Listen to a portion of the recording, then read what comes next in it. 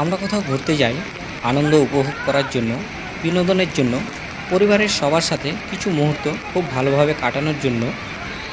কিন্তু এই ঘুরতে গিয়েই একই পরিবারের ৯টা মানুষ কত বিপদের মুখে পড়ে গেল।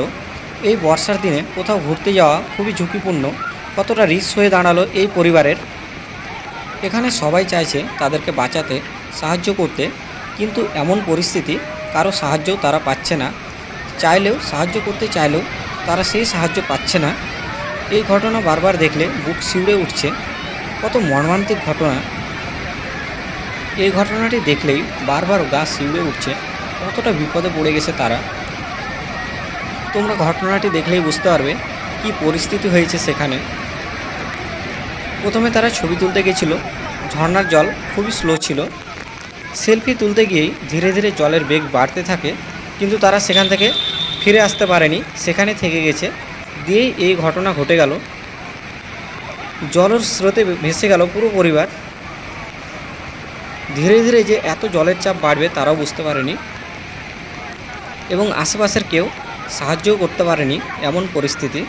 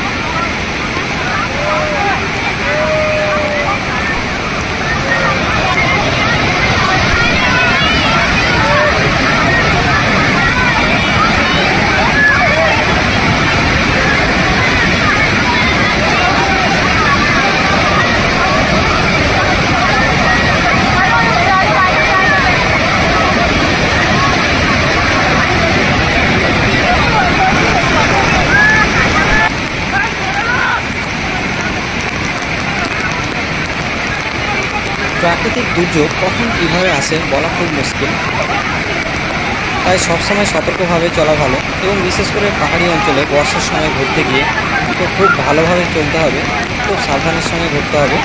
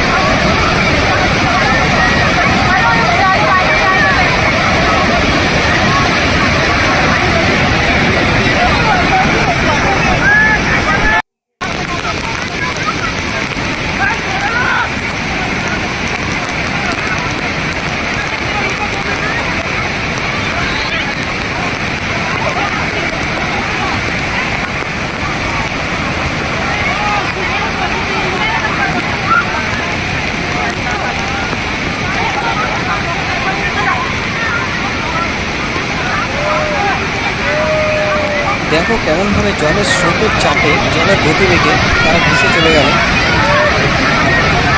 কোনো রকম সাহায্য তারা পেল না, যে ভেসে চলে যাচ্ছে তারা। কি ভয়ঙ্কর ঘটনা! বড় মানুষ তো আছে, তার সাথে দুটো ছোট ছোট বাচ্চা আছে।